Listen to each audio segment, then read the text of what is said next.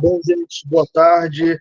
Estou dando início à gravação da aula de hoje, tá? Nossa segunda aula da disciplina Origem da Vida, da, das ciências biomédicas, ciências biológicas, modalidades médicas, do ICB da UFRJ.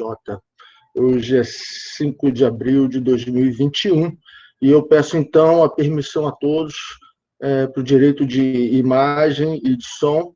Tá ok? Porque essa aula vai estar disponível para o público no canal do YouTube e quem quiser participar com o áudio e com a imagem, saiba que está dando a autorização automaticamente. Tá legal? Antes de eu começar a projetar minha tela, eu gostaria de fazer um pequeno comentário sobre o fórum. Tá? Achei muito legal, teve a participação de um monte de gente, as pessoas puseram lá, escreveram. A maioria eu senti muito superficial, eu fui dando as dicas, fui falando como eu gosto, o nível de profundidade que eu gosto, tá legal? Falei, insisti muito de falar com embasamento do que você está falando. Tudo que você falar, você tem que ter uma base daquilo. Então, por exemplo, a estrela explodiu, tá? Por que ela explodiu? O que fez ela explodir? Por que ela está explodindo agora e não depois? Então, com 4 palavras, você dá.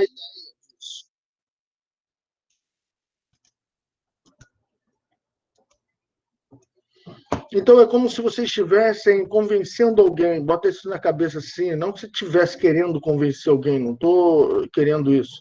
Mas é na cabeça de vocês, é como se você estivesse convencendo alguém. Então, tudo que você está falando, você tem que explicar por que você está falando aquilo, baseado no que você está falando. Senão fica um jogo de opiniões, assim, eu acho que aquilo, não, eu acho que aquilo. Mas ninguém, assim, vem com dados experimentais, para realmente fundamentado dizer não, por causa disso, isso por causa disso, que é por causa disso, um encadeamento de ideias, tá certo? Do que simplesmente um monte de dogma, Big Bang, isso é um dogma que ninguém nem mais pensa nisso, mas a gente quer um pouco mais de profundidade. Então, em resumo, o que eu senti de necessidade no fórum é de maior profundidade. E essa maneira de falar de forma embasada. Não apenas, o professor falou disso, e depois disso, disso, disso. Entendeu? Vamos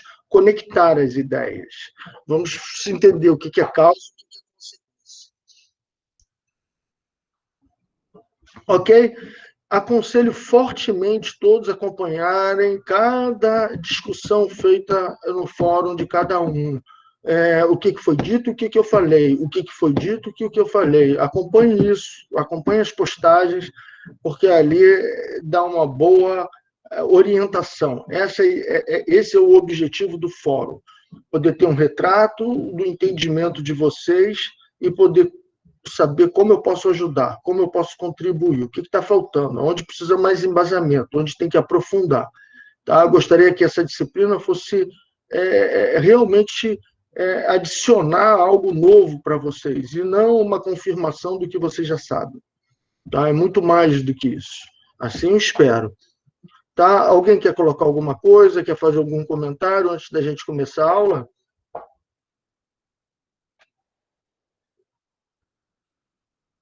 Bom, saibam que podem me interromper, podem fazer perguntas, tá?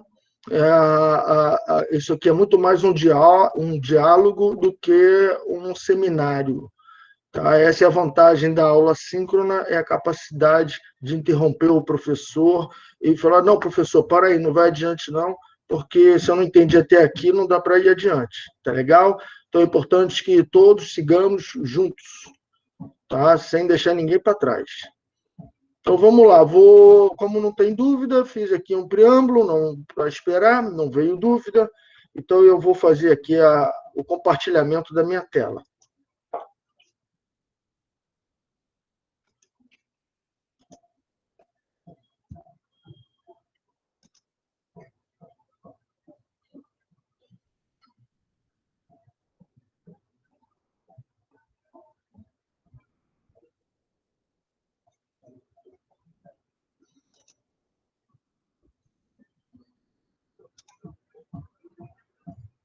Bom, eu acredito que vocês estejam vendo aí a mesma poeira interestelar, tá certo? Através da presença da gravidade nas partículas, resumindo um pouco a aula passada, causa condensamento da matéria. E aí você tem dois caminhos: se a estrela é pequena ou se a estrela é grande. Tá? Se a estrela é pequena, ela vai fazer as fusões nucleares, tá certo? Vai fazer a fusão do hélio, fusão do hidrogênio gerando hélio, fusão do hélio gerando elementos como berílio, mas elas não vão adiante porque não tem massa. E por que a massa é importante? Porque ela causa gravidade, ela causa pressão, e é essa pressão com alta temperatura no centro que causa fusão, como a fusão nuclear de dois átomos. Como ela tem massa pequena, a pressão é pequena e não consegue fusionar átomos maiores, ela dali vai se transformar numa anã, porque parou de explodir, parou de fazer fusão, né, gerar energia, e prevaleceu a gravidade, ela ficou pequenininha, porque contraiu por causa da gravidade sem a explosão da fusão nuclear. Agora, se ela for grandona, quando ela começa a contrair, a pressão é tão grande devido à tamanha massa, tamanha gravidade, que ela pode começar a fusionar átomos maiores, elementos maiores. E é nessa explosão gerada pela fusão de grandes átomos pesados que elementos mais pesados ainda, como urânio, ferro e outros que são abundantes na Terra, tá certo? Sílica, isso tudo é formado. Então, é nessa explosão, e nessa explosão dissipa, e dali vai poder servir para construir outras estrelas, outros planetas, outros corpos, toda essa explosão, essa matéria que foi lançada no espaço. Isso pode evoluir, então, para um buraco negro, onde essa massa, depois que se condensa tanto num ponto tão pequeno que nada escapa dela, nem a luz, de tamanha gravidade, ou ela pode ser grandes estrelas, estrelas pulsantes de nêutron, só emitindo essas partículas subatômicas, que é o nêutron.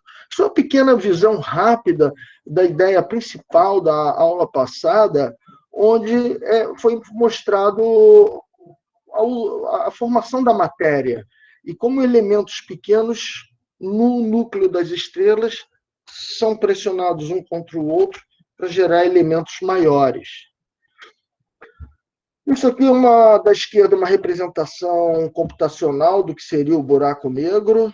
Tá legal? Então, nem a luz sai, esse halo claro, brilhante, fora do campo gravitacional do buraco negro. Então, nesse caso, gás ionizado e o produto lá do que está sendo expelido pelo buraco negro em forma de energia, essa parte aí não consegue voltar para dentro dele, e por isso você consegue ver. Tá? E ali da direita, uma foto real mesmo do que conseguiram pegar de imagem, considerando os raios que estão saindo do buraco negro, tá? Raios energéticos, porque tudo é desintegrado lá dentro, inclusive a matéria. Isso aqui são dois buracos negros se aproximando, mas o importante mesmo estão aqui as reações de fusão nuclear com hidrogênio e hélio, tá? Formando elementos cada vez maiores. Olha, vejam aqui essa fusão com cada vez mais nêutrons e prótons, fazendo um ciclo onde o nitrogênio, junto com mais hidrogênio e com hélio, forma o carbono. Agora, se eu botar mais um outro átomo de hidrogênio, vai formar nitrogênio, e assim eu vou gerando diferentes elementos por conta dessa interação nuclear, dessa fusão nuclear. Veja as setas entrando e fazendo núcleos maiores. Então, daí, mais uma vez, o carbono, fruto da fusão do berílio com hélio. E aqui essa figura é muito importante que eu projetei na aula passada, que são todos os elementos da tabela periódica, tudo que foi formado no universo, seja a partir de explosão de estrelas, seja a partir da própria estrela, sem fusão necessariamente. Então, as cores nos elementos representam a origem da onde ele veio. Vejo que a maioria aí veio de grandes explosões ou fusões de estrelas que também causam grandes explosões, tá certo? Então, isso é só uma ideia do que foi falado na aula passada. Você tem aí o núcleo com sua força repulsiva, porque prótons com prótons se repelem, mas o nêutron tem capacidade de promover uma força nuclear que mantém, então, tudo junto. Então, são as forças nucleares inerentes da matéria, tá certo? Isso faz com que próton esteja sempre perto de nêutron. Então, a bomba atômica é o contrário do que acontece nas estrelas. É quando os grandes átomos, núcleos dos grandes átomos se dividem em dois. E assim, se cada dois gerar mais dois, que gera mais dois, e um vai causando a fissão, a quebra de cada um, você tem uma bomba atômica com uma grande reação em cadeia.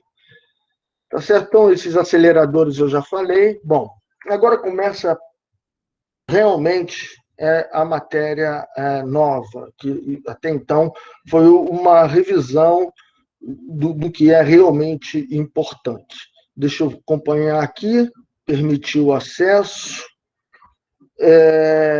nenhuma dúvida, então a gente pode continuar. Nessa tabela, está sendo mostrada a abundância dos elementos no universo. Tá? Então, quanto mais comprida essa barra roxa, maior a quantidade. Se a gente pegar agora todos os elementos que participam do nosso corpo, do mundo biológico, você tem o hidrogênio, você tem o carbono, o oxigênio, o ferro um pouco, tá certo? Mas eu gostaria de salientar que um dos mais importantes, que é o carbono, o oxigênio e o hidrogênio, são, assim, elementos muito abundantes na natureza. Na natureza, não, no universo. A chance de fazer carbono é muito grande, porque, como vocês viram, basta fusionar hidrogênio, hélio, berílio, e você vai tendo o carbono automaticamente. E isso já foi visto que acontece no interior das estrelas. E vejam que isso é tão comum, que ficou abundante, deu esse resultado. E por que eu estou salientando isso? Porque não dá para imaginar a origem da vida com algo que seja muito raro.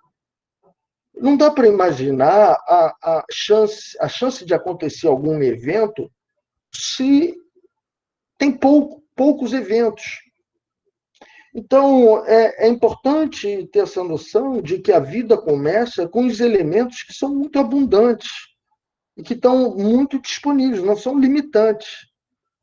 E, dentre eles, o carbono, o oxigênio. E por que o carbono é tão importante assim? Porque o carbono ele permite 4 ligações, ele tem 4 valências.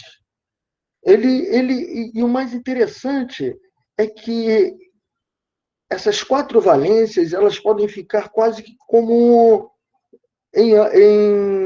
como uma cruz, em 3D, obviamente, porque são 4, 2 para cima e 2 para o lado, tá certo? Isso tem um ângulo de rotação, essas ligações, que é como se fosse a emenda de um andaime. Imagina um andaime, um quebra-cabeça 3D, que você tem a possibilidade de construir coisas tridimensionais, justamente porque você tem 4 encaixes. indo para frente, para trás, para cima e para baixo. Com esse tipo de elemento, que tem condições de servir como uma quina de um andaime, de uma construção 3D de palitinho. Imagina ali aquele centro com 4 ligações. Aquilo dá uma riqueza de geração de formas de moléculas muito grande. Quantas estruturas eu não consigo fazer com 4 carbonos, sabendo que eles estão arrumados tridimensionalmente, e cada um fazendo 4 ligações, 2 para um lado e 2 para cima e para baixo. Assim, falando numa linguagem bem simplória, né? Vamos dizer. Então, essa é a grande vantagem do carbono. E melhor ainda, essas ligações conseguem se fazer e se desfazer com uma certa facilidade. É diferente do silício, que é muito abundante, que também tem 4 ligações, se não estou errado, ou pelo menos 3, mas poderia construir algo tridimensional, mas as ligações do silício são muito fortes. E eles têm uma velocidade de turnover ou de mudança muito lenta. Então, fica difícil um metabolismo de pega de energia, transformação dessa energia para construir mais de você mesmo, tendo como base um elemento que é altamente estável e não consegue desligar e ligar com muita facilidade. O carbono, não, o carbono consegue. Tem 4 ligações e você consegue botar hidrogênio, tirar hidrogênio, botar oxigênio, tirar oxigênio com facilidade. E o hélio? O hélio é extremamente estável. Você quer um gás que não reage com nada, que não vai modificar nada, você bota estável. Os seus elétrons ocupam com perfeição os orbitais, sem deixar nada faltando, de forma que ele tem pouca reatividade. Então, resumindo, considerando os elementos mais abundantes, aquele que permite a maior diversidade de formas de moléculas, aquele que permite fluidez na construção e destruição dessas moléculas, esse será um bom candidato para a base da vida. Então, o carbono preenche esses requisitos. Muito abundante e permite 4 ligações, permite construções 3D, e essas construções são montadas e montadas com facilidade. Vamos ver se eu deixei claro essa ideia, se tem alguma dúvida. Não, parece que está todo mundo entendendo, tá? Então, pode interromper escrevendo também, não tem problema. Volta e meia, eu estou aqui olhando para ver se tem alguém pedindo socorro. Professor. Cristiano? Estou escutando. Eu ia perguntar se, tipo, essa variedade de conformações que o carbono pode ter é por causa da isomeria, tipo, porque os compostos podem fazer isomeria. Os compostos com carbono. Olha, não é o carbono que pode ter várias formas diferentes. Ele é a base para a construção de várias coisas diferentes, de várias moléculas diferentes. Por quê? Porque ele tem 4 valências, então ele consegue ligar como se fosse um andaime. Eu vou construir aqui para cima, eu vou construir aqui para o lado, aqui para o outro lado, aqui. Eu consigo pendurar outros elementos para construir moléculas. Entendeu? Então, o carbono permite construir moléculas. Não é que ele seja variável, não. Ele permite construir moléculas diversas, porque tem 4 valências. Tá? Isomeria que você está se referindo é quando, na hora de botar alguma coisa pendurada no carbono, eu vou botar desse lado ou vou botar desse lado? Bom, na natureza você pode escolher aleatoriamente qual o lado, mas nos seres vivos, a gente usa a molécula voltada sempre para o mesmo lado, tá certo? Isso é uma Tá, peculiaridade entendi. dos seres vivos, tá? Entendi. Mas nada Obrigada. com a possibilidade do carbono formar moléculas diferentes, tá? Entendi, obrigada. Muito Professor, importante a participação, tá vendo? Eu ia adiante e isso ia ficar realmente confuso na cabeça de muitos. Obrigado, tá, Salman? Tenho certeza que você ajudou seus amigos. Diga. o senhor vai disponibilizar esses slides e os slides anteriores no AVA para a gente poder estudar depois? Imaginei que assistindo a aula no YouTube você já tinha condições de olhar todas as imagens, entendeu? Por isso que eu não vou disponibilizar, porque o Tá material bom, já está lá acessível. tá bom, obrigada. Continuando, então.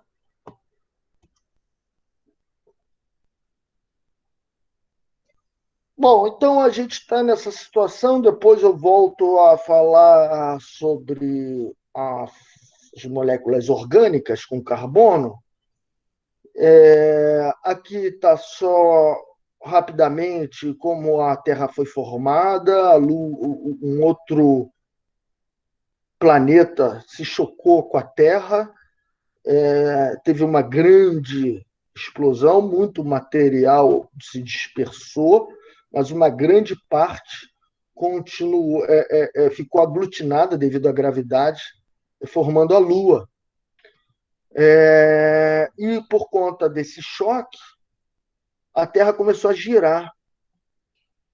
E esse giro, fazendo um spin assim no mesmo eixo, é muito importante, porque dá dia, noite, e porque também permite o interior rodar, que é de ferro, e o interior rodando, elétrons vão se movimentar, isso cria um magnetismo que dá um campo gravitacional na Terra, protegendo a Terra de raios ionizantes, raios X, que vem lá do Sol. Então, quando o Sol explode lá com as fusões nucleares, vem muita energia nuclear em nossa direção. Mas esse magnetismo da Terra desvia, é a aurora boreal, graças ao magnetismo da Terra, que é gerado porque o núcleo está rodando, criando movimentações de elétrons do ferro lá dentro. Mas só está rodando porque a Terra se chocou com outro planeta e fez ela rodar e formou a Lua. Então veja só como o conhecimento é conectado, as coisas vão se conectando. Por causa da Lua, gerou campo magnético que protege a vida. Então tá aí a formação. E depois a Terra foi bombardeada, a Lua foi bombardeada por meteoros e outros corpos celestes, e da mesma forma que a Lua é cheia de cratera, a gente vê isso, com certeza a Terra teve essa quantidade toda de bombardeamento. Por que as coisas vão cair só na Lua e não caem aqui? É porque aqui a erosão mascara e a gente não consegue ver, tá certo? Lá não tem erosão, tudo fica, a marca fica. Então você tem aí algumas crateras já identificadas, tem aí um histórico das crateras identificadas ao longo do tempo, classificadas de acordo com o tamanho do diâmetro, né?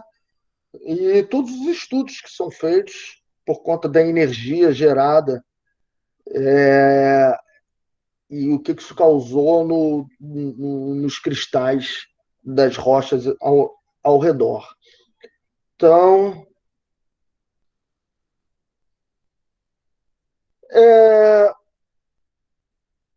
agora o mais surpreendente de tudo foi perceber que alguns cometas, alguns asteroides, tinham depósitos orgânicos de moléculas com carbono e tinham água. Então, isso realmente é curioso, porque serve tanto para criar a vida quanto para destruir, né? Afinal de contas, foi um meteoro que caiu no Golfo do México, criando ali o Caribe, né? Que você tem uma grande explosão que dizimou a fauna e flora da época, que eram os dinossauros, né? Então, ao mesmo tempo que os asteroides estão cheios de moléculas orgânicas propensas para a origem da vida e água, você tem também extinção em massa causando por esses meteoros. Bem interessante isso. Aqui está falando um pouco agora de que esses elementos gerados nas fusões nucleares, o hidrogênio muito abundante, o oxigênio muito abundante, eles acabam absorvendo nas partículas, ficando grudados no exterior das partículas. Tem muita partícula que foi liberada. E por conta de raios gama e outros raios nucleares, tá certo? Você tem a energia sendo dada ao hidrogênio e ao oxigênio a ponto deles conseguirem trocar elétrons e formar água. Então a água começa a se formar no universo, de uma maneira geral. Basta ter hidrogênio, basta ter oxigênio, grudou em alguma partículazinha, algum aglomeradozinho de matéria e é energizado pelos raios das estrelas, você começa a reagir hidrogênio com oxigênio e formar água. Então, tem muita água no universo. A água não é uma propriedade só da Terra. Tem muitos cometas que têm água congelada e vai perdendo essa água devagarinho. E a água é feita com abundância. Então, imagine que a água também é muito importante para a vida e é muito abundante, fácil de ser feito. Com hidrogênio, que é muito abundante, e o oxigênio, que a gente já que ela está raios nucleares, energia nuclear, também é muito abundante. Então, a água começa a se formar. A água é interessante porque, no estado líquido, ela permite reações químicas. Muitas reações químicas acontecem no ambiente hidrofílico, a água em volta da molécula. A água é muito interessante que ela tem um lado positivo e um lado negativo. Então, se algo é negativo, ela vai lá e gruda, porque ela é positiva. Se tem algo positivo, ela vai lá e gruda, porque ela é negativo. E como ela mesma tem um lado positivo e negativo, ela começa a ligar uma na outra. Então, imagina num copo d'água um monte de molécula agarrada uma na outra. Se um inseto consegue andar na superfície da água, é porque as moléculas de água estão grudadas tanto umas com as outras que o peso do inseto não consegue separar essas moléculas de água que estão grudadas. Então, imagina H2O, dois hidrogênios e um oxigênio, um lado positivo, um lado negativo. E todos eles grudados uns nos outros, inclusive ligado em tudo que está dissolvido na água. Esse ataque negativo-positivo causa hidrólise, quebras, reações químicas. Elas acontecem com muita facilidade. Os solventes começam a circular por movimentos dentro da água. Então, a água é um solubilizante, ele deixa tudo reativo, tudo coberto com cargas elétricas positivas e negativas.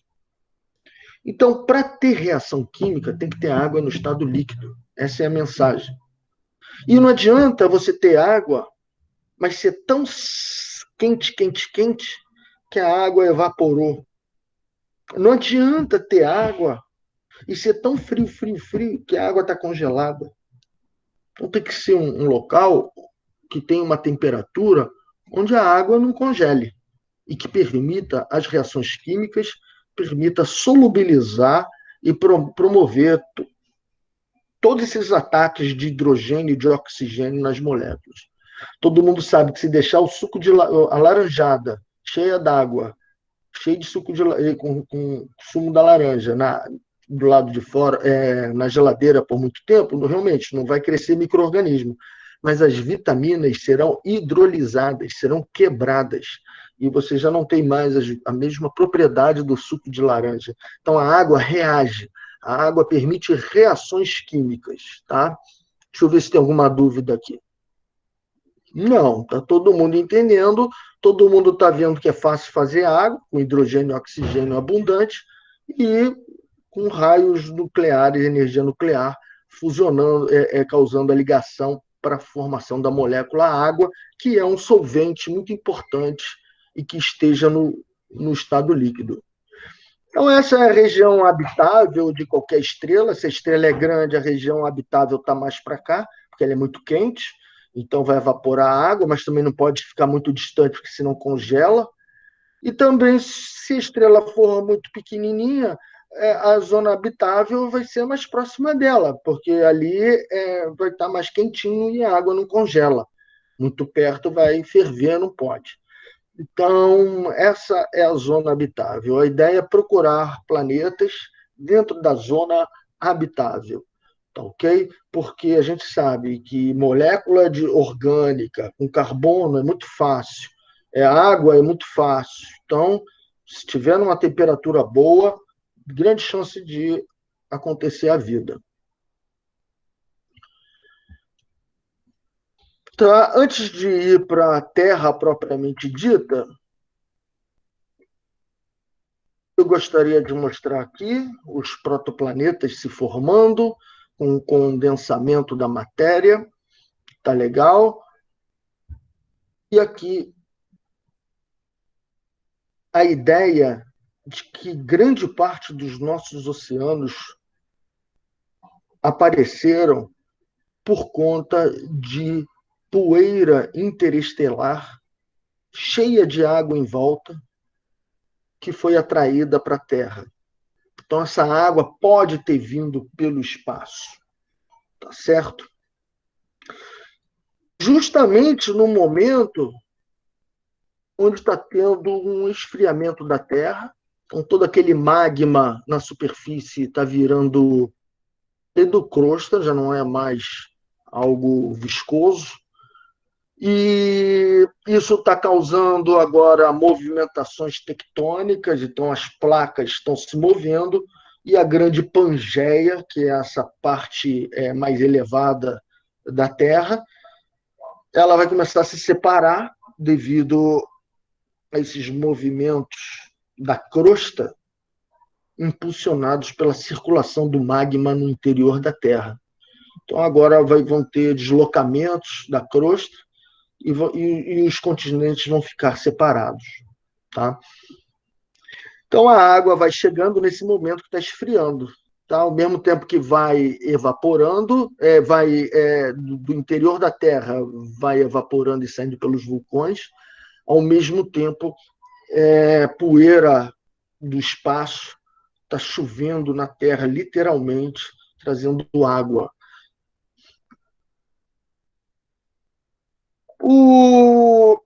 Pela história da Terra, então, essas rochas sólidas começaram a esfarelar, erodir, e eles começam a se depositar em regiões mais baixas do relevo, de forma que as camadas mais profundas são mais antigas e as camadas mais de cima são mais novas, e com isso você tem uma ideia da idade de cada estratificação, pelo menos quem é mais velho e quem é mais novo. Tá? Imaginando que isso foi feito em camadas de deposição de sedimento. Então, a gente consegue ver as camadas de deposição de sedimento. E isso é bom para a gente entender a história da Terra. É baseado nisso que a gente entende a história da Terra.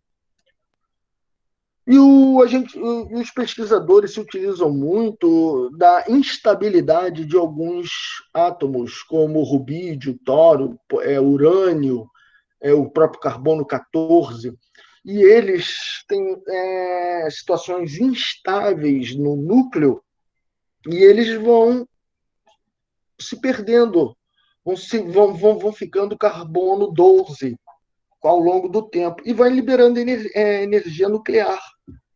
Então, a energia nuclear já é muito estudado, o pessoal já conhece muito, já sabe como que um elemento vai perdendo a sua radioatividade, vai ficando estável com o tempo. E sabendo da velocidade com que vai acabando a passagem de carbono 14 para 12, sabendo a energia que está sendo dissipada ao longo do tempo, dá para imaginar a relação entre carbono 12 e carbono 14 e ver quanto de 14 já virou 12.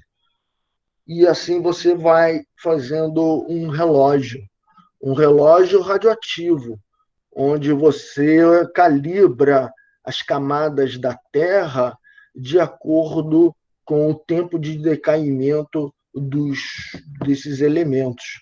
Então, você consegue uma precisão de tempo muito boa, e assim você consegue prever quando que aquele elemento foi formado e quando ele começou a decair, ou naquela rocha, aqueles elementos começaram a decair. Então, você vai vendo a proporção que essa figura mostra.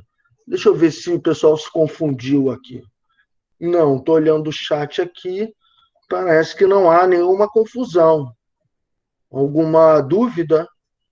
Não, então a gente vai seguindo.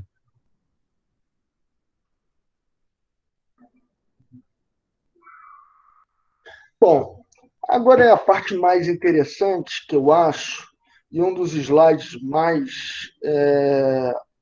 convincentes, no meu ponto de vista.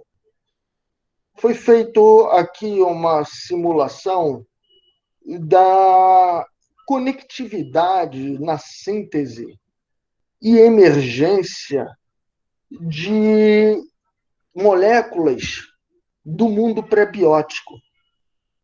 Resumindo, qual a probabilidade de formar uma molécula pré-biótica? Uma molécula que vai ser importante para a origem da vida.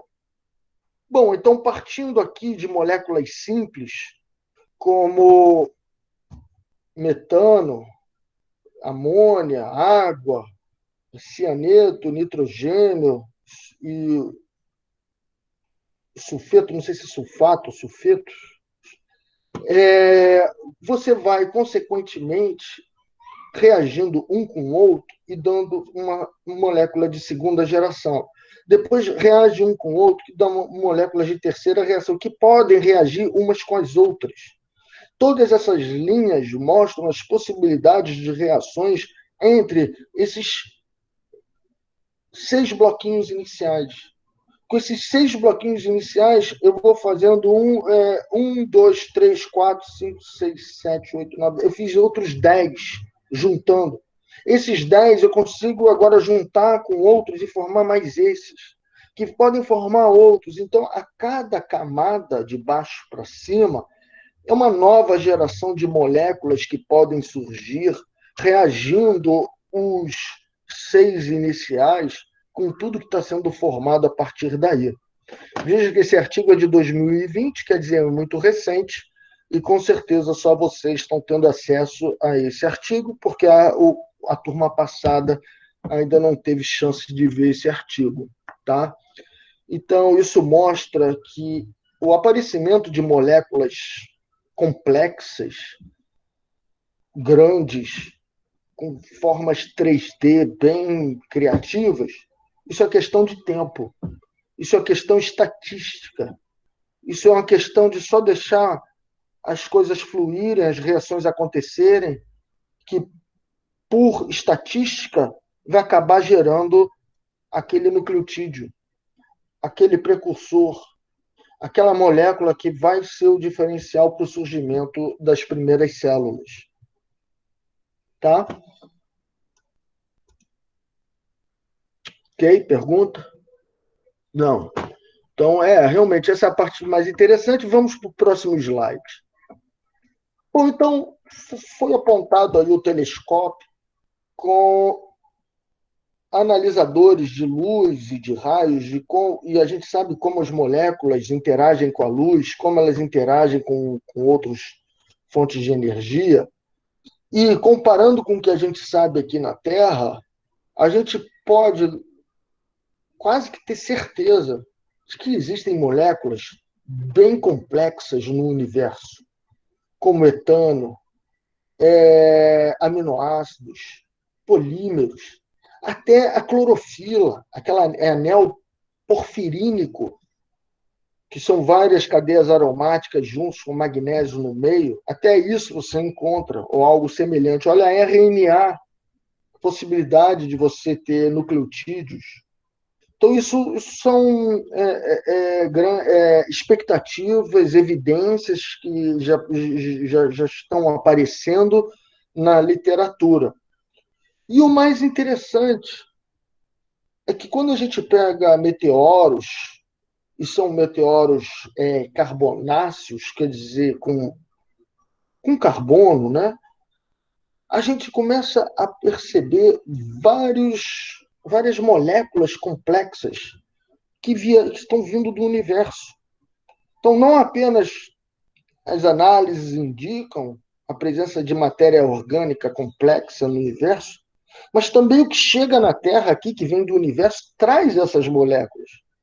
E a gente consegue identificar a glicina, a alanina, esse meteoro de Murchison, que caiu lá na Austrália.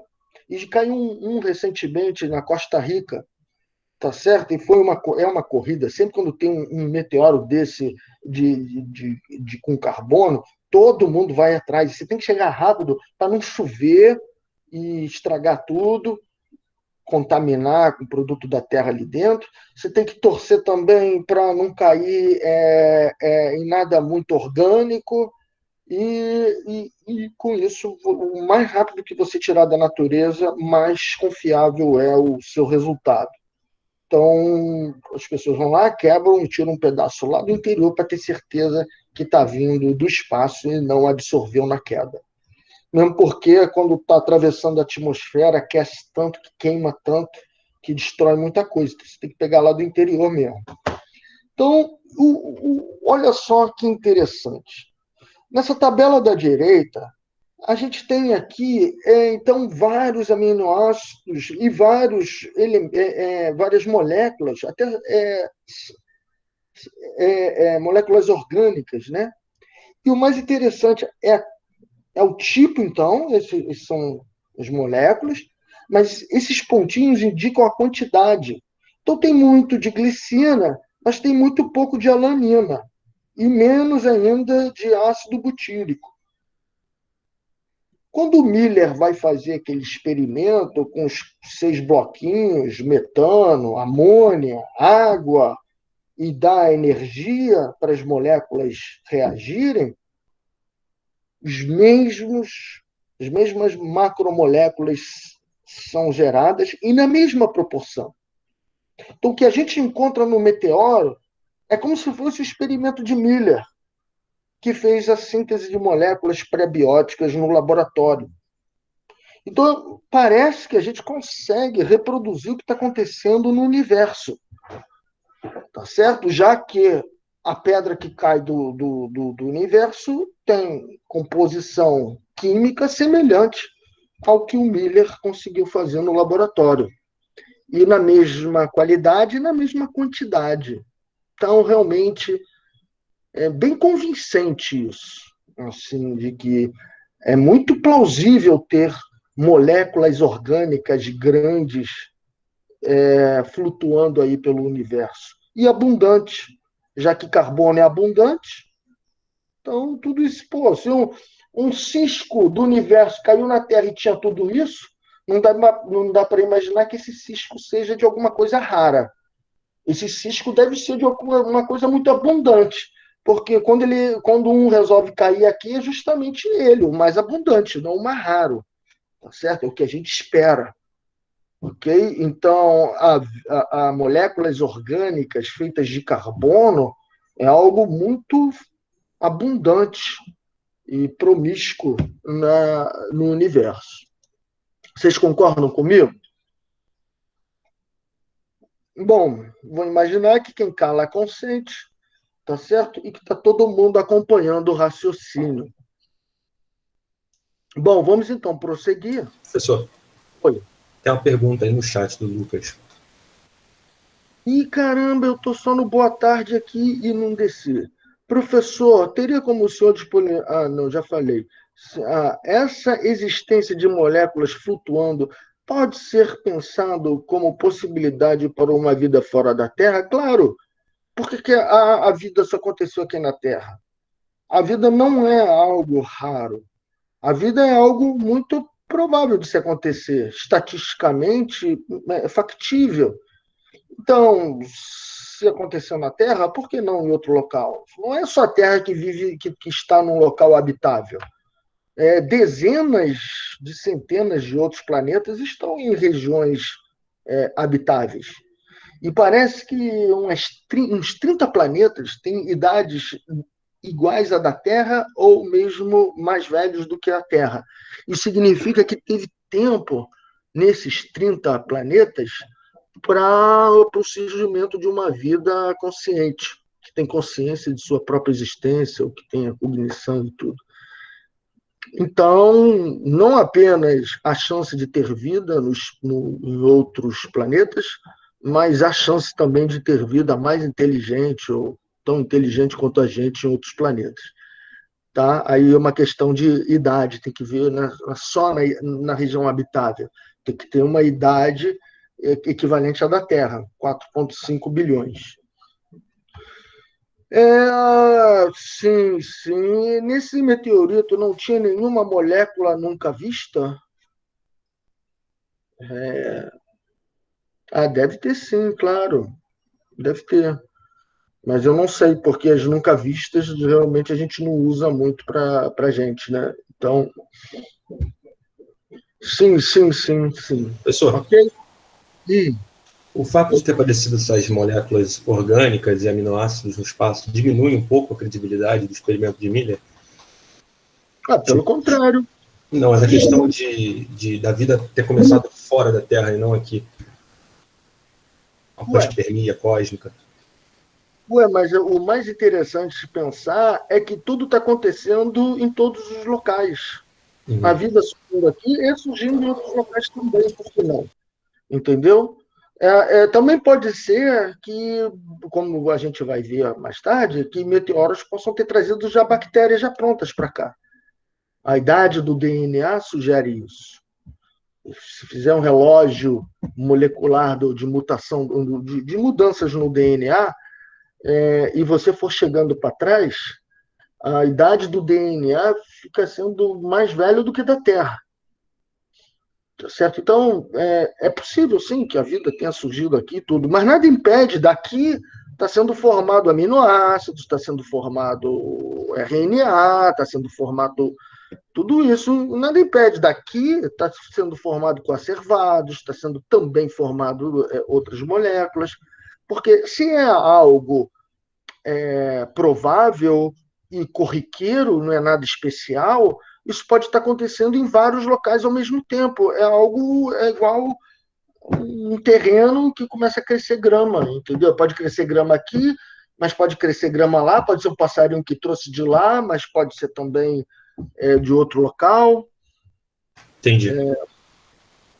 É realmente uma pergunta difícil de responder, tá certo? Mas melhor do que a gente jogar o problema para depois, a vida surgiu lá fora, nem sei como é que é. Aconteceu fora da Terra. Então você só transferiu o problema. A ideia é tentar ver com o que a gente tem, qual seria possível, o que seria plausível, o que não é assim totalmente absurdo. Né? Então é só mais para não deixar o problema para depois. Bom, vamos continuar então aqui na nossa ideia. Então, esses são as moléculas já identificadas no universo. Professor, Oi. Um aluno levantou a mão. Oi, diga. Melhor falar, porque eu não consigo ver ninguém aqui. Ô, professor, tudo bem? Professor, essas moléculas orgânicas têm algum tempo para desfazer as ligações? Sim, Porque claro, existe um turnover aí o tempo todo. Moléculas sendo produzidas, moléculas sendo transformadas. é, isso tudo faz parte de ciclos. Tudo está em constante movimentação. Então, você tem uma velocidade de formação e uma velocidade de transformação de perda. eu fico pensando, será que a partir dessa de desfazer essas ligações seria possível imaginar um local, uma distância possível de onde esse meteoro vem?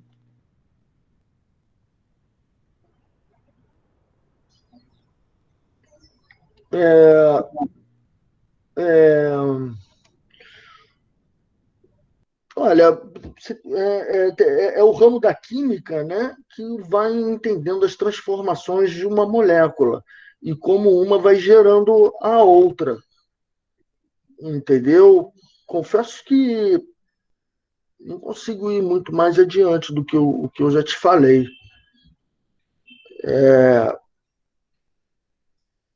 Você tem moléculas sendo produzidas e perdi. Não sei, pode repetir a pergunta? Acho que me perdi. Não, eu fiquei imaginando o seguinte, eu fiquei pensando, se as moléculas têm um tempo de duração, será que seria possível imaginar mais ou menos uma distância, um raio, que esse meteoro veio?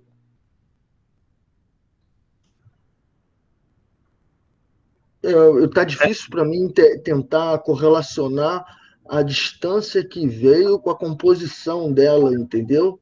A Ah, única coisa é que são rochas ricas em carbono, os carbonáceos, né? Professor, acho que ele quis dizer em relação a talvez a meia-vida, você pegar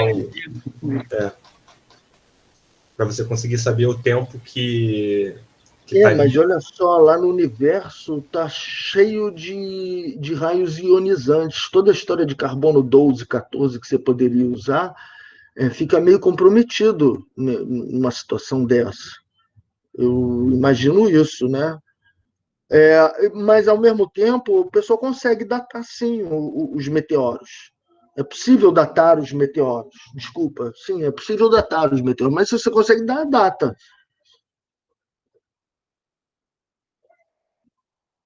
Tá legal? Bom, acho que eu não ajudei muito, não, mas vamos lá. Aqui estão algumas moléculas abundantes que já foram observadas, identificadas, e algumas estão destacadas aqui porque são importantíssimos para o surgimento das moléculas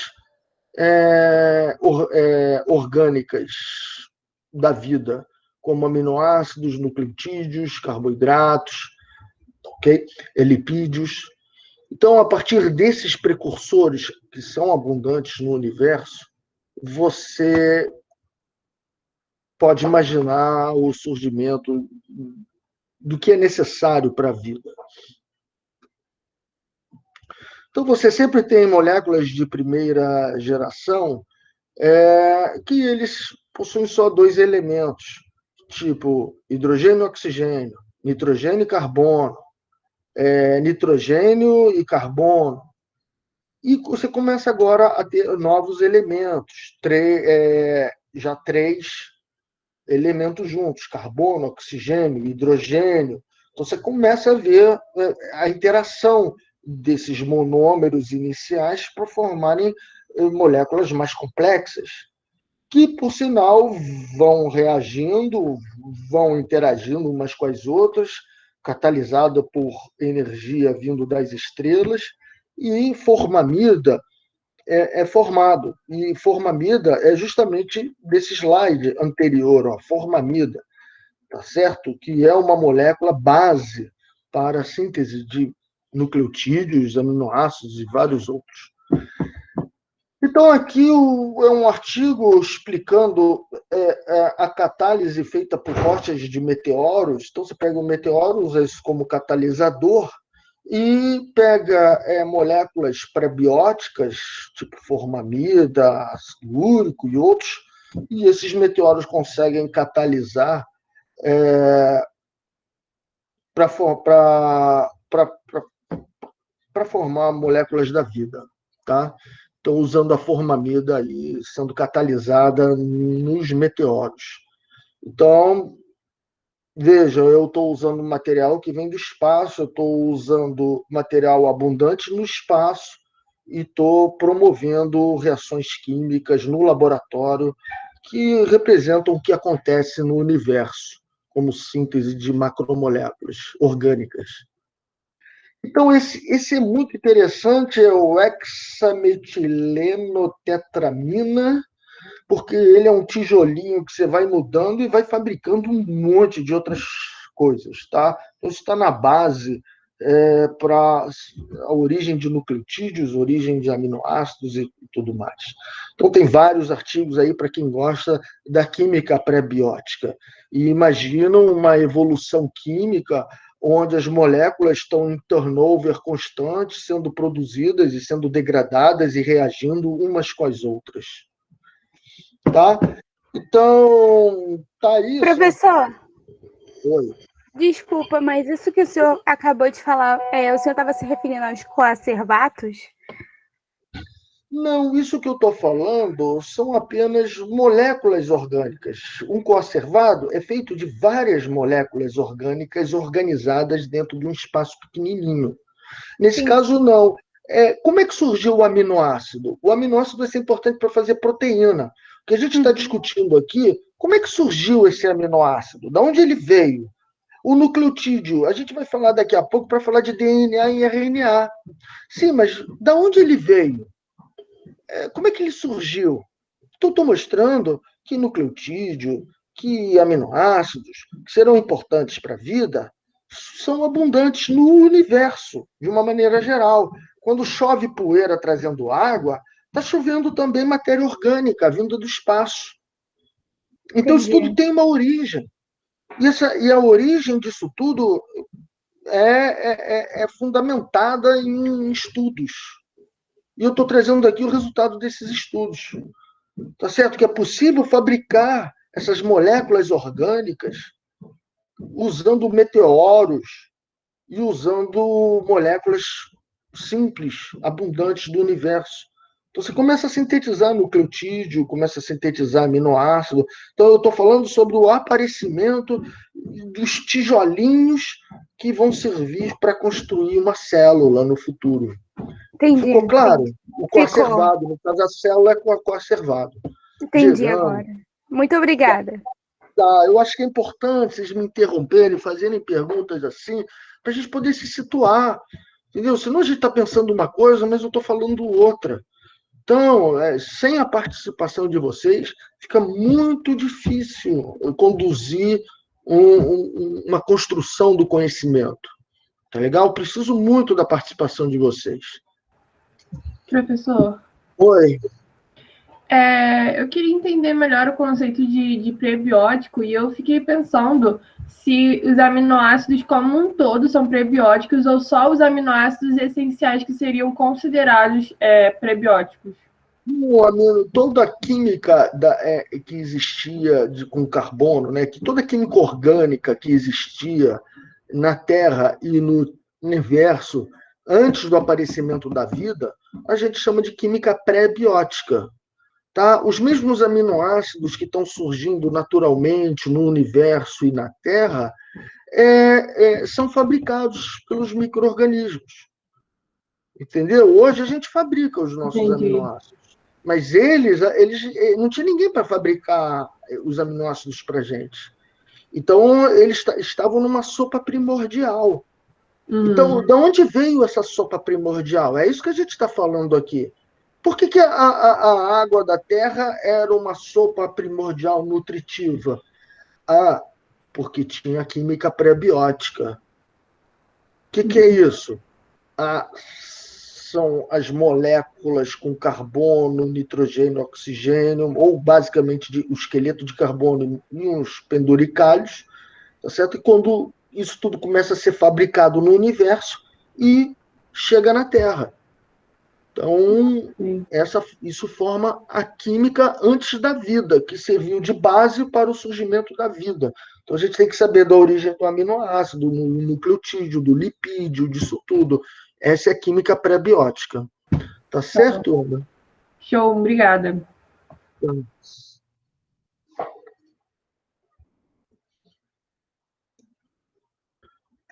Então tá aí, ó, trilhões de planetas em nossa galáxia. Só na nossa galáxia a gente tem trilhões de planetas.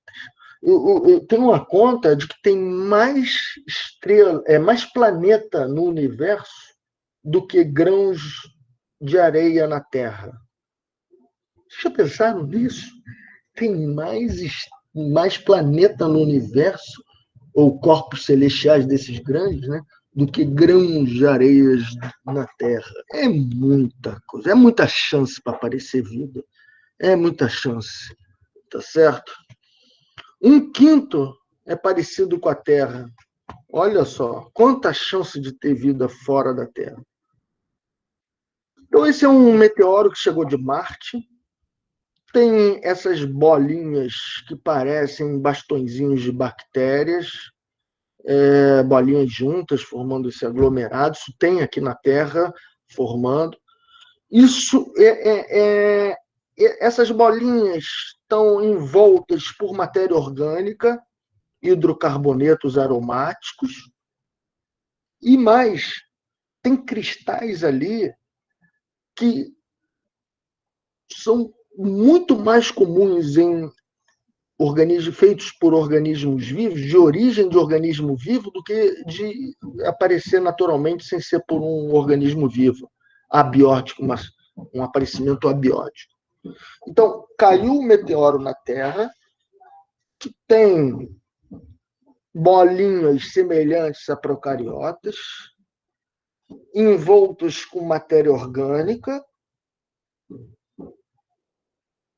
e que tem cristais típicos de organismos vivos. Aqui está o estudo desses cristais, o estudo deles, a composição deles, indica que isso é de origem biológica. Mas, como eu venho dizendo, nada disso como vou dizer, incontestável. Assim, não posso usar isso para dizer tinha vida em Marte. Não é conclusivo. São evidências apenas. Tudo indica que é sugestivo de. Merece mandar alguém lá ver se isso é verdade ou não. Eu ficaria animado para ir lá ver, entendeu?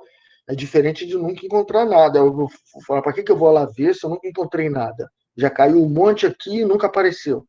Então, isso dá ânimo para a gente gastar dinheiro, gastar energia para ver se tem vida em Marte. E isso abre o leque de opções se a gente encontrar vida ou resquício de vida em Marte. Eu estou falando da gente, eu já até me incluo, né? Muito bem. Então, hoje em dia o Perseverance soltou um drone que vai agora dar uma voada e vai escolher alguns locais para achar vida. Geralmente no local onde escorreu água, levou depósito, fez uma bacia sedimentar de sedimento, igual aquela bacia que eu mostrei, onde os sedimentos vão sendo depositados. Ali você consegue uma estratificação das camadas e com isso você consegue saber há quanto tempo teve vida, quando foi isso, por que acabou, se tinha água abundante, se não tinha água. Tudo é possível analisar com amostras dessa região sedimentar de Marte. Esse planeta. Outro candidato para ter vida é a Lua de Titã. Por quê? Porque tem uma crosta cheia de matéria orgânica e um oceano congelado. Mas a gente não pode esquecer que já caiu muito meteoro lá e dissolveu essa barreira, causando a mistura da água com a matéria orgânica. E vocês já sabem, onde tem água, onde tem matéria orgânica, a chance de ter vida é muito grande. Então, esse é Titã, uma lua de Saturno. Outro também é a presença de vida na atmosfera de Vênus, tá? Onde nesse artigo é discutido a possibilidade e as condições que deveria ter em Vênus para ter vida, como deveria ser. Então, é um estudo muito mais teórico. Desculpa. Então, atualmente foi encontrada uma molécula orgânica, foi feita uma grande publicação em revistas científicas, até na mídia. Encontraram uma molécula orgânica nessa atmosfera que deveria vir de algum procariota.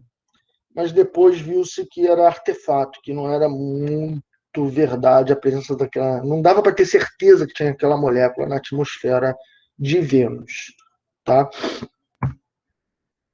Esse é um outro experimento que foi lançado recentemente, esse é um artigo agora de 2021, recebi recentemente, e é um kitzinho, um aparelhinho que foi posto em órbita para se estudar o efeito da radiação no DNA de levedura. Levedura é um micro-organismo muito estudado, o pessoal sabe tudo que ela faz, como ela se organiza, todas as vias metabólicas, e o pessoal e os cientistas querem entender o dano no DNA, porque lá no universo não tem a proteção do magnetismo da Terra, por isso esses raios ionizantes nucleares causam mutação.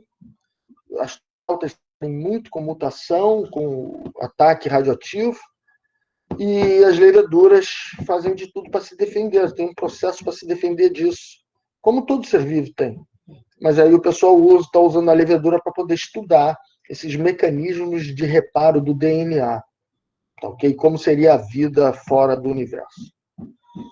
Outro artigo que eu não tenho aqui, mas que me vem na lembrança, eu juro que eu boto depois, é que estão encontrando vida lá em Chernobyl, baseado em radiação nuclear, ou seja, como lá tem muito urânio que vazou da usina radioativa,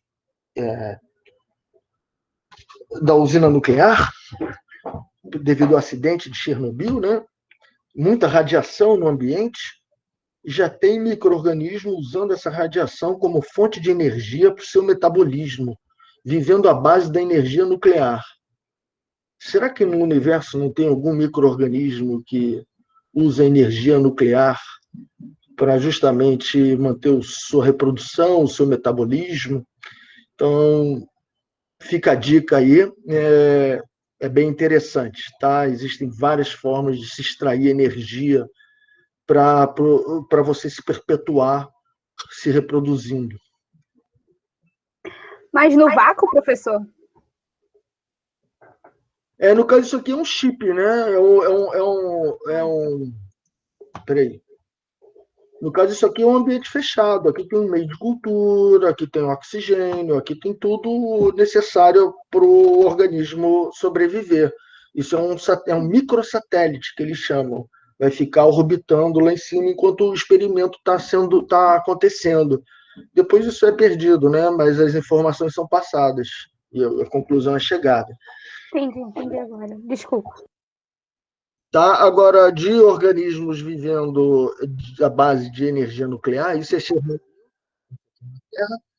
E se você imaginar isso no universo, bom, então tem que ser em outro planeta, né? Tem que ter uma atmosfera, tem que ter um ambiente. Não é no vácuo, não é entre o espaço.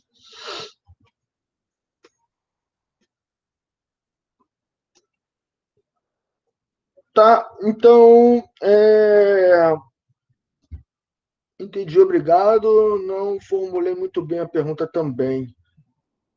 Tá, obrigado aí pelo apoio, Leonardo. Tá ok? Agora, se ninguém tem dúvida, eu vou parar a minha apresentação, porque eu gostaria de projetar uma outra.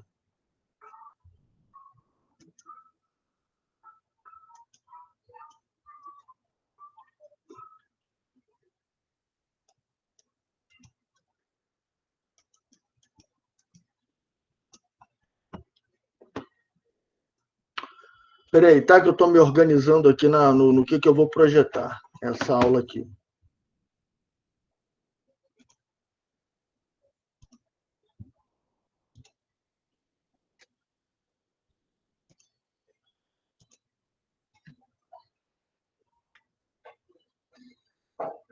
Bom, então eu acho que vocês estão vendo aí. Isso aqui é muito para falar dos bloquinhos que vão se juntando, vão dando blocos cada vez maiores, que vão se juntando, que vão dando blocos maiores. Então, se a gente quer falar da origem da célula, a gente falou da origem do átomo, a gente falou da origem da molécula, e agora, progressivamente, a gente está começando a falar das macromoléculas de uma célula. Agora, para eu poder falar das macromoléculas de uma célula, a gente tem que entender o básico de uma célula. Então, os próximos assuntos, vamos dizer assim, estão focados em como uma célula se organiza. Tá legal? Usando essas macromoléculas que eu falei que são fáceis de serem produzidas. Então, a partir do momento da primeira célula, a gente está vendo aí com o coronavírus, esses sistemas, eles não conseguem duplicar o DNA com fidelidade. Inclusive, se eu sequenciar o DNA de 10 espermatozoides meus, eu vou encontrar um com uma mutação nova, feita por mim. Não é que eu herdei do meu pai, nem da minha mãe, não. Eu causei aquela mutação. Então, o interessante é que o material uma definição de vida é a capacidade de evoluir, a capacidade de você, na hora da sua duplicação, cometer um erro. Então, a vida precisa de erro, porque é graças ao erro que você cria a diferença, que você vai criando coisas novas. É graças a falha na DNA polimerase, na enzima que copia o DNA, ela é uma máquina que vê assim, aqui tem um A, então vou botar um A também. Aqui tem um G, vou botar um G. Essa máquina, essa reação química, ela pode ter falhas e botar uma letrinha errada no DNA na hora de copiar. Então, é graças a essa infidelidade casual, espontânea, inerente de qualquer máquina cometer erro, é graças a isso que vão acontecendo as mudanças e elas podem, então, ser selecionadas.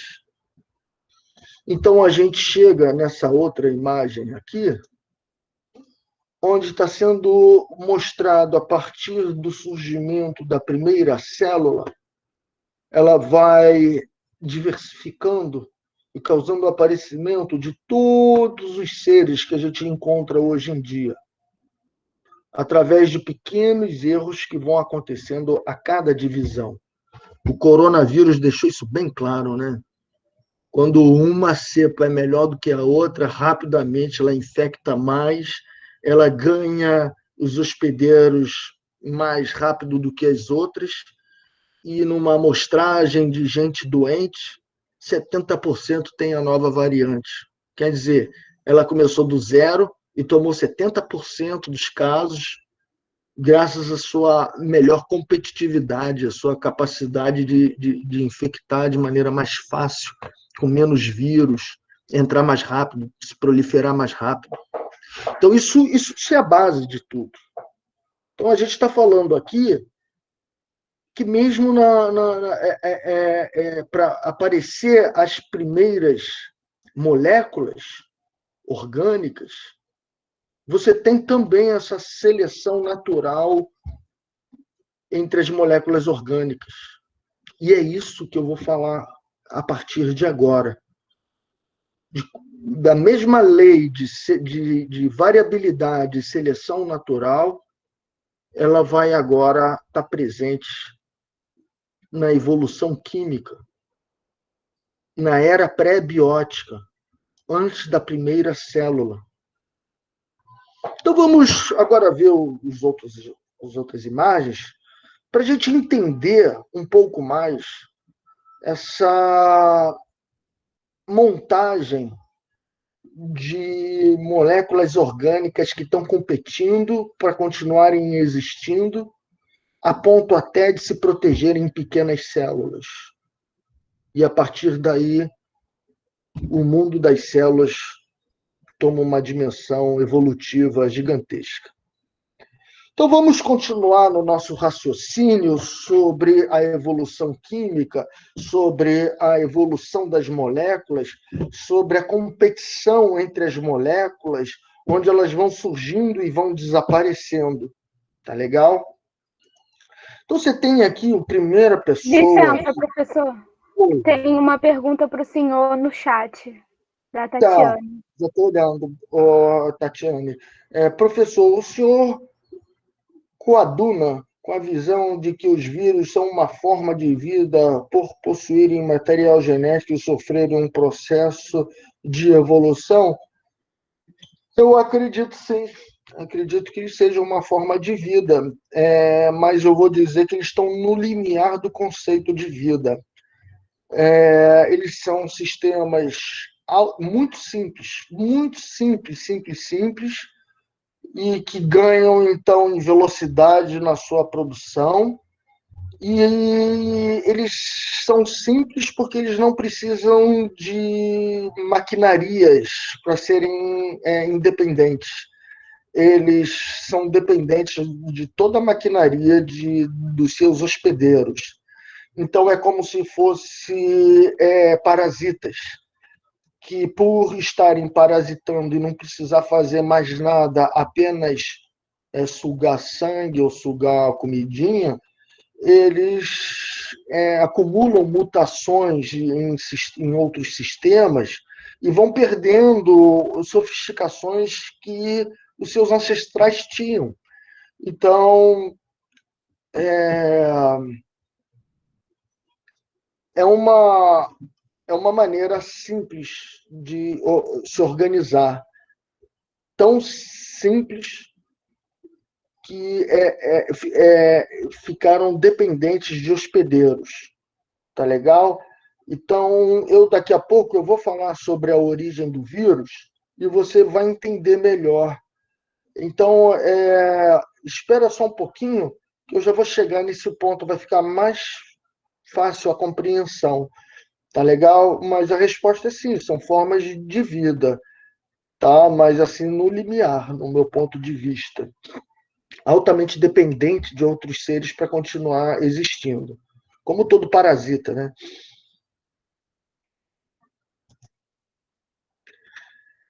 Bom, então, foi Oparin que pela primeira vez conseguiu uma reação química que pegava moléculas inorgânicas e combinando gerou molécula orgânica. Então ele conseguiu no laboratório o que é muito comum no espaço, tá certo? Que é a formação de ureia, por exemplo, ou mesmo aqui na Terra mesmo, mas juntando o CO2 e amônia. E depois vem o Miller, né, que fez aquele experimento da atmosfera primitiva, com os gases, a atmosfera, e gerou aminoácidos. Quem já viu naquele meteoro, né? Então, isso está tranquilo. E a gente já falou também que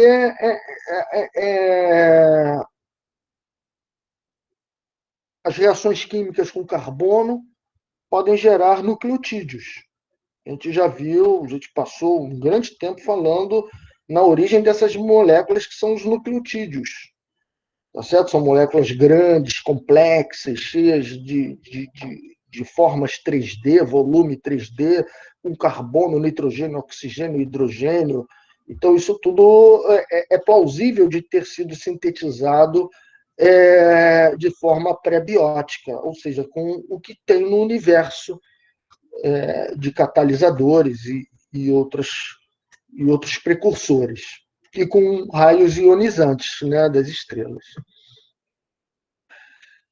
Então, a gente tem aí verdadeiras usinas de fabricação de nucleotídeos. Agora tem que saber como é que vai juntar isso tudo. Tá? Como é que vai juntar um monte de nucleotídeo para fazer RNA? Como é que vai juntar um monte de aminoácido para fazer proteína? Tá certo? Então é isso que a gente vai falar daqui em diante. Agora a gente não vai mais falar de moléculas complexas. A gente vai falar de macromoléculas gigantescas. Se a gente estava falando que um carrinho pode se juntar e virar um ônibus, Agora a gente está falando em verdadeiros navios gigantescos, feitos de vários pedacinhos juntos que vão se juntando. Tá? Agora a ideia é entender como, a partir dos bloquinhos que existiam, a gente consegue juntar esses bloquinhos para fazer proteína, para fazer RNA, para fazer futuramente DNA, mas com certeza para fazer lipídio. Tá certo? Então, isso tudo precisou aparecer antes mesmo da célula. Antes da célula, precisa ter material de célula. E esse material de célula são essas macromoléculas que eu estou me referindo agora. Vou pegar agora um monte de aminoácido e formar um peptídeo. Vou pegar um monte de nucleotídeo e vou fazer um RNA. Vou pegar um monte de ácido graxo e vou fazer um lipídio. Tá certo? Então, agora eu vou fazer macromoléculas da vida.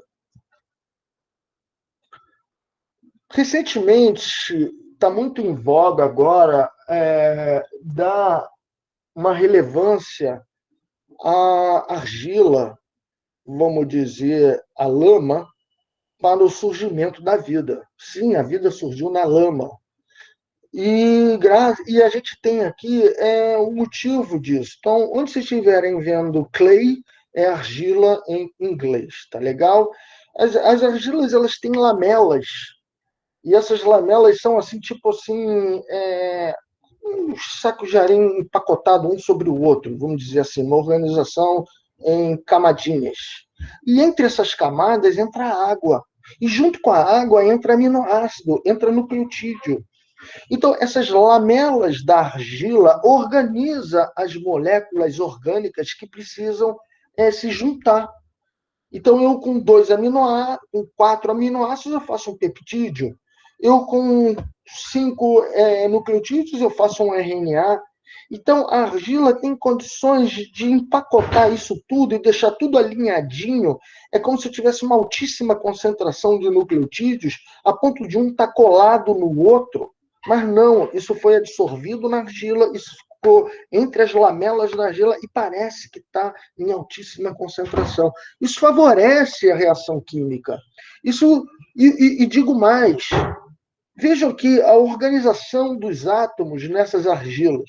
Eu tenho sódio, eu tenho alumínio, magnésio, sílico, oxigênio, hidrogênio, tudo isso carregado. Tudo isso organizando cargas elétricas, positivo, negativo, negativo, positivo. Então, a maneira como os aminoácidos vão entrar nessas lamelas e como eles vão grudar na parede dessas lamelas, graças às interações iônicas com esses íons carregados, isso deixa um enfileiradinho com o outro e começa a haver a catalisação de reações químicas. A gente já viu que um catalisador ele favorece uma reação química. O magnésio, nessa posição, vai deslocar o elétron de tal maneira que vai permitir ele ir para o outro átomo e fazer uma ligação covalente entre 2 nucleotídeos, entre 2 aminoácidos. Então, além de promover maior concentração, além de organizar tudo alinhadamente no espaço, graças às cargas elétricas, essas argilas também catalisam a movimentação de elétrons para que as ligações químicas possam acontecer. Então, essa argila é um excelente catalisador. Um exemplo é a montemorilonita, como está escrito aí. E nessa reação química aqui de baixo, dá para ver o crescimento da cadeia. Então, você tem esse LG assim, length growth, crescimento do tamanho, né? E o nucleotídeo, e ele agora grudou no RNA em crescimento. Então, ele está mostrando aqui que essa argila está fazendo a junção dos nucleotídeos para fazer RNA. Está fazendo a junção dos aminoácidos para fazer proteína também. Então, está aí, mais uma vez, as lamelas, a organização, a catálise e as reações químicas ligando as moléculas para formar RNA, lipídio, né, tudo mais sobre moléculas da vida.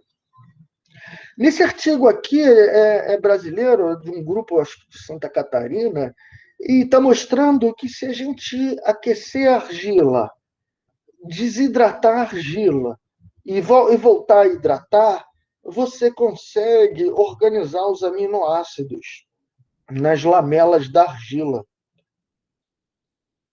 Isso me lembra muito bem a região de Entremaré, ou a região onde acabou de ter um vulcão, ou uma região com fontes termais, vamos dizer, igual do Yellowstone Park, que tem fontes termais.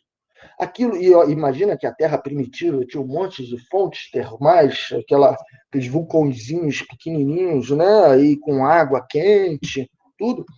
Nessas regiões você tem altíssimas temperaturas, beirando 100 graus, você tem momentos de desidratação, momentos de hidratação, e com isso você vai causando a absorção dos aminoácidos e sua catalisação. Reparem, então, que eu preciso ter um momento onde as reações químicas acontecem a favor da água, ou seja, num ambiente aquoso. Por exemplo, o ATP, nesse caso, a adenosina trifosfato, que é um nucleotídeo pré-biótico e que tem 3 fosfatos, isso é muito pouco estável na água. A água quebra logo esse fosfato. Mas num ambiente hidrofóbico, não. O fosfato gosta de grudar no ATP e formar o ATP. Então, veja só, quando tem água, o ATP é quebrado. Quando está hidrofóbico, sem água, desidratado, o fosfato gruda no ADP. Veja, então, como é importante ter ciclos na natureza. Ciclos de hidratação com um momento alternando com desidratação. Alta temperatura e um momento.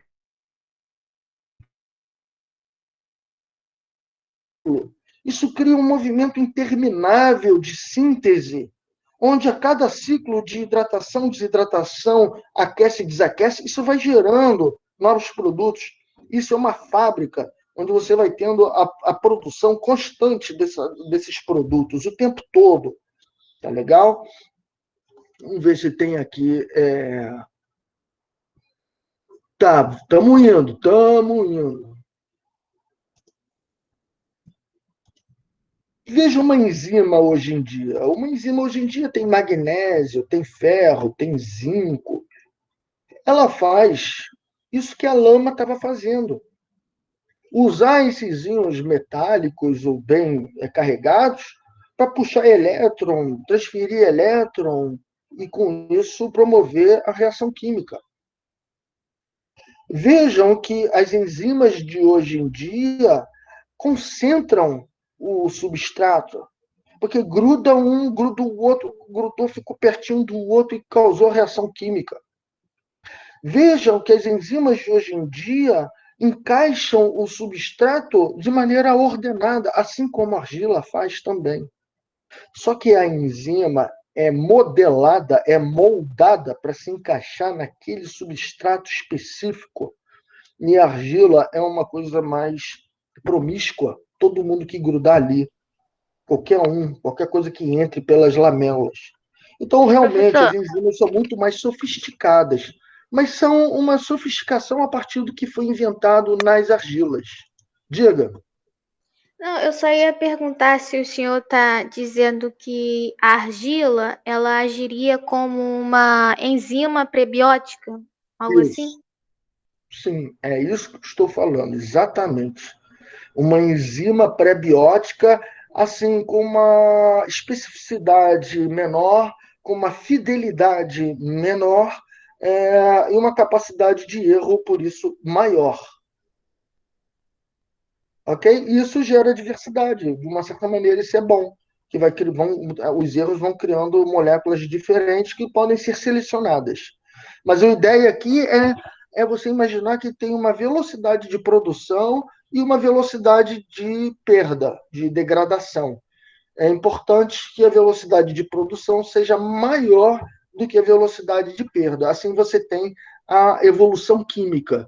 você tem a seleção natural acontecendo num momento pré-biótico. Quem consegue ser produzido mais rápido do que a morte, a destruição, permanece ao longo do tempo. Tá? Isso é uma seleção natural a nível químico.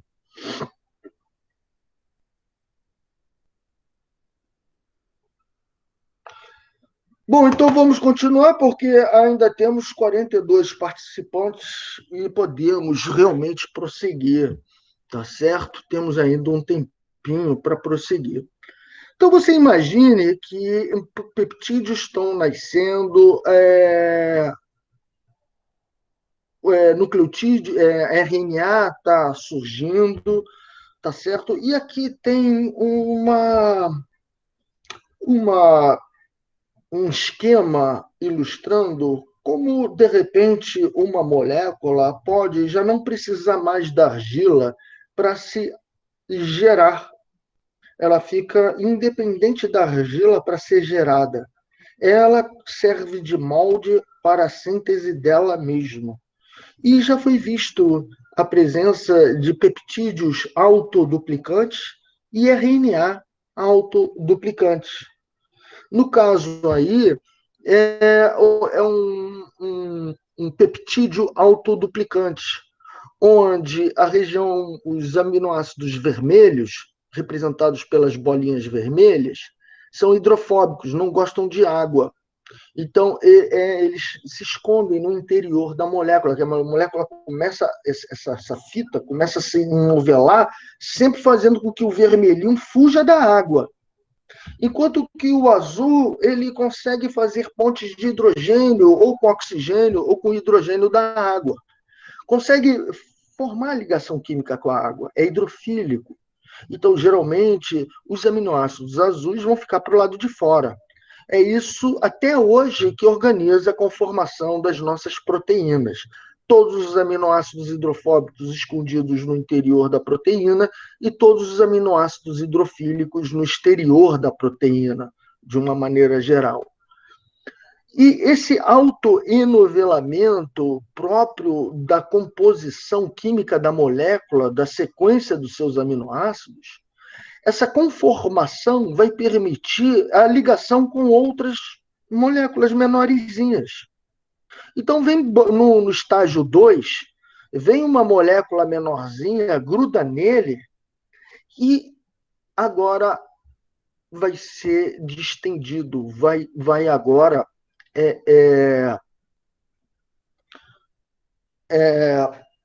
vai agora servir de molde para catalisar a adição de mais um.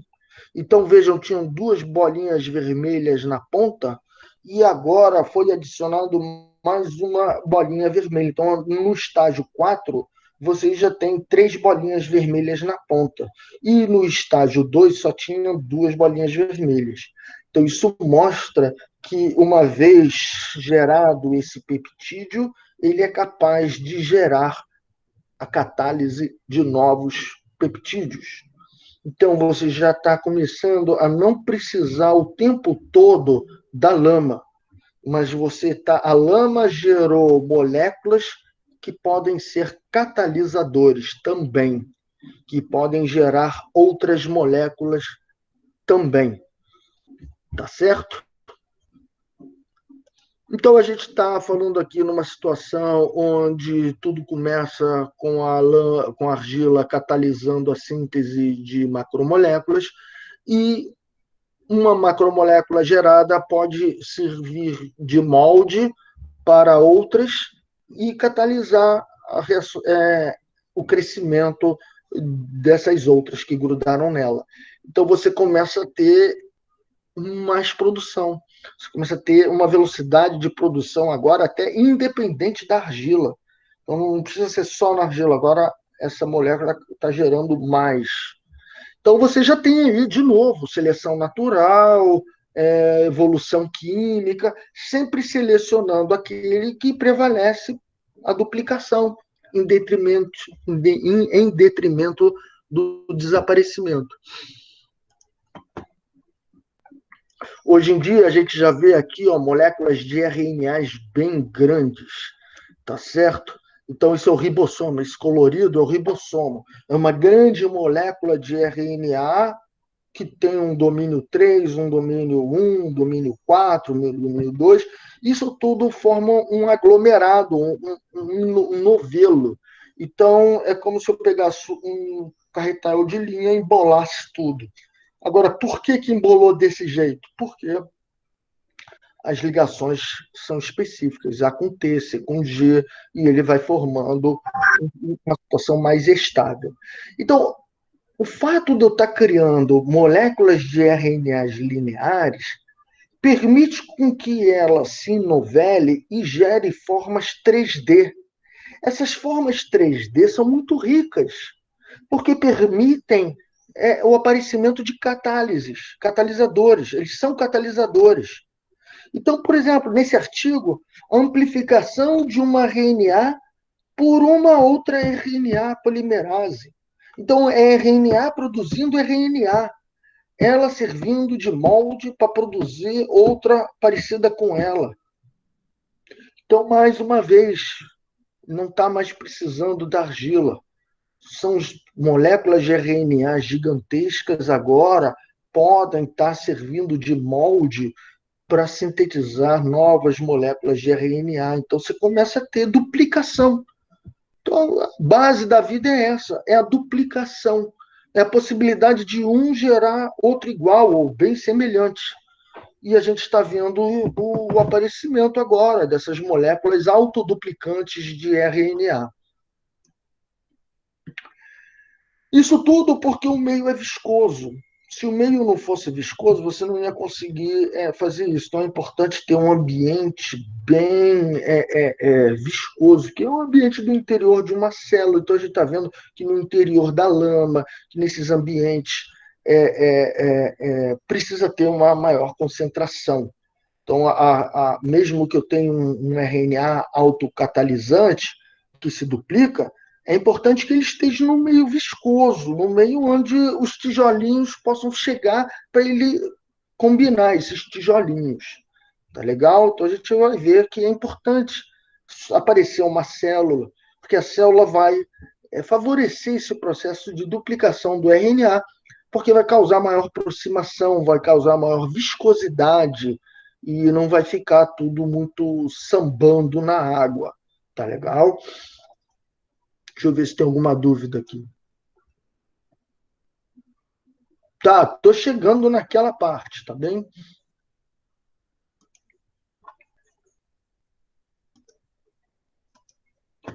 Bom, agora aqui, olha só que coisa interessante. Procariotas são bactérias, são muito simples. A gente já falou, acho que vocês já devem ter uma noção disso. Eucariotas são mais complexos, são outro estilo de vida, vamos dizer assim. Apesar da grande diferença na organização, no tamanho, na estrutura, tudo, a RNA, o ribossoma, é extremamente semelhante. Olha um ribossoma de uma bactéria, olha o ribossoma do ser humano, você vê uma semelhança enorme, enorme. E digo mais, se você olhar como é que o procariota, como é que uma bactéria extrai a energia a partir da glicose, você vai olhar na gente, é idêntico, é igualzinho, as mesmas enzimas, as mesmas vias metabólicas. Isso nos leva a acreditar que essas partes da célula, que são importantíssimas, como, por exemplo, fabricar proteína, como, por exemplo, fabricar DNA, fabricar RNA, isso tudo é muito semelhante, usando os mesmos componentes, comparando o ser humano com uma bactéria. É mesmo uma coisa olhar um caminhão e olhar um carro. Você vai ver que é, bem diferente, né? Mas 4 rodas, 2 eixos e um motor a combustão na frente, isso todo mundo tem. independente qual meio de transporte, não interessa. Todo mundo tem aquilo que aquilo é a base da invenção do meio de transporte, as 4 rodas, 2 eixos e o motor. Então, isso é tão básico, tão básico, tão básico, isso foi criado lá na origem do carro, lá nos primórdios, e todos os outros carros são descendentes dessa primeira invenção, modificações dessa primeira invenção. Então, olhando como é parecida a maneira de fazer proteína de uma bactéria e de um ser humano, a gente conclui que a gente teve um ancestral comum, não é possível. Então, foi inventado 2 vezes do mesmo jeito. Então, a gente também é muito semelhante a uma bactéria. Podem ter certeza disso. Tá? Muito bem, então, se assim eu quero logo responder a pergunta que me foi feita. A gente pode usar esse mesmo raciocínio se a gente olhar a DNA polimerase, ou seja, a enzima que fabrica DNA, ou seja, ou também a gente pode analisar a RNA polimerase. São enzimas que estão ali na essência da vida, na base, é como se fosse a roda de um carro. Não dá para você imaginar um carro sem roda. Então, não dá para você imaginar um ser vivo que não duplique o seu DNA, que não duplique o seu RNA. Então, eles precisam das suas enzimas. Isso foi inventado uma vez, deu certo, e isso vem sendo propagado ao longo do tempo. Então, se a gente compara a nossa DNA polimerase com a de um vírus que usa DNA, você vai ver também uma semelhança muito grande. Então, esse é o ponto que eu quero chegar. Existe uma grande semelhança estrutural e funcional entre a enzima que fabrica DNA de vírus e a enzima que fabrica DNA humano, ou DNA de qualquer outro bicho, ou DNA de qualquer outra planta, ou DNA de qualquer outro micro-organismo.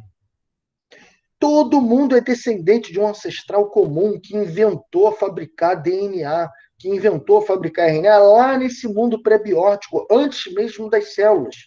Então, os vírus têm uma co-origem com todas as células que existem hoje em dia.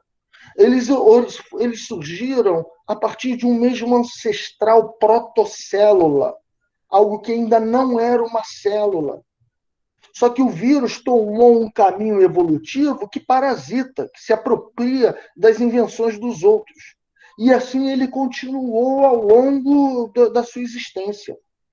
Já o primeiro ancestral de todos os animais, ou o ancestral de todos os animais, vamos tirar o primeiro daí, esse ancestral ele surgiu junto com os vírus, usando esse mesmo mecanismo de duplicar DNA. Usa as mesmas precursores, essa mesma química pré-biótica. Mas eles foram mudando, para formar, então, procariotas, formarem os eucariotas, formarem tudo que não é vírus. Então, vejam que existe uma semelhança nessa maquinaria de produção de DNA. E isso pode ser visto nessa figura. Muito mais do que a sequência do DNA, mas é o formato 3D da proteína. Essa figura aqui de cima mostra com esses bastõezinhos coloridos em azul e vermelho, isso mostra a estrutura 3D. Para quem tem bom olho, para quem sabe o que é vermelho, o que é azul, o que é seta e o que não é seta, para quem olha isso, está vendo a proteína 3D. Tá?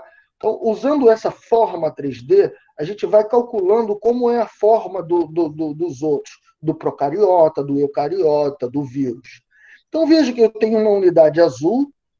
Essa unidade azul é diferente da unidade verde, que é a base dos vírus. E aí, os vírus têm o seu mecanismo de duplicar o DNA do jeitinho deles, porque eles surgiram nessa época pré-biótica. Só que de tanto contaminar a eucariota, eles acabaram doando para a gente pedacinhos. Então, a gente usurpou parte da maquinaria do vírus para a nossa evolução, para sofisticar a nossa maneira de produzir DNA. Então, está aqui, essa unidade do vírus, que está nesse andar de baixo, verde, começou a ficar presente agora no grupo dos eucariotas. Então, eu vejo lá. E também dos crenabiotas. E também das arqueias. Tá certo? As bactérias também têm um pouquinho dessa partezinha viral. Então, os vírus, eles foram aprendendo a duplicar o DNA e depois emprestaram parte da maquinaria deles para a gente. Tá certo? Então, a gente é fruto dessa troca, dessa mistura. Afinal de contas, o vírus invade a nossa célula e bota o DNA dele junto com o nosso. Ele invade o nosso genoma. A gente não consegue se escapar do vírus, porque muitos deles se integram no genoma. Então, às vezes, parte dele é usado para a gente, como, por exemplo, para a origem da DNA polimerase. Então, se você quiser entender um pouco mais sobre a origem do vírus, dá uma olhada nesse artigo. Saiu, acho que ano passado, pelo menos eu encontrei ele ano passado. Eu respondi a tua pergunta. Em Tatiane Cruz falou para eu pedir para aguardar, e aí eu acabei falando agora. Tomara que a Tatiane tenha. Tomara que ela veja depois, né? Aula gravada. Então tá. Então, boa, Tatiana. Então, você viu aí, né, que o vírus surgiu lá na época pré-biótica.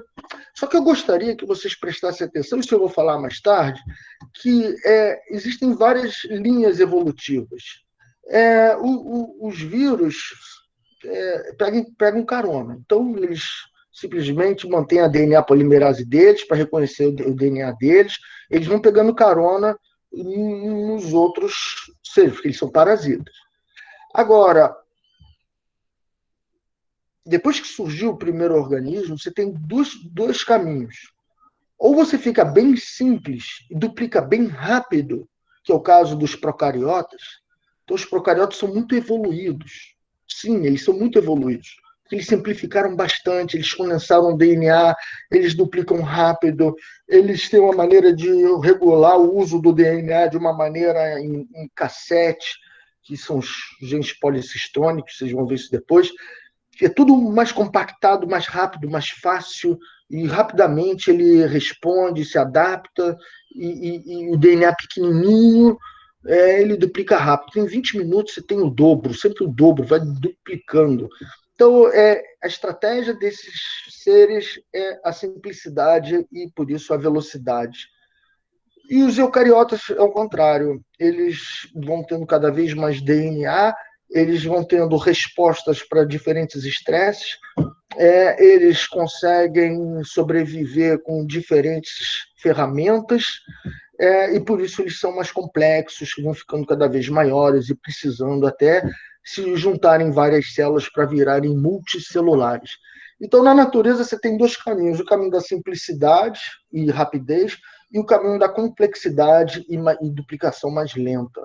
Tá? Os dois dão sucesso, os dois são formas de vidas abundantes na Terra.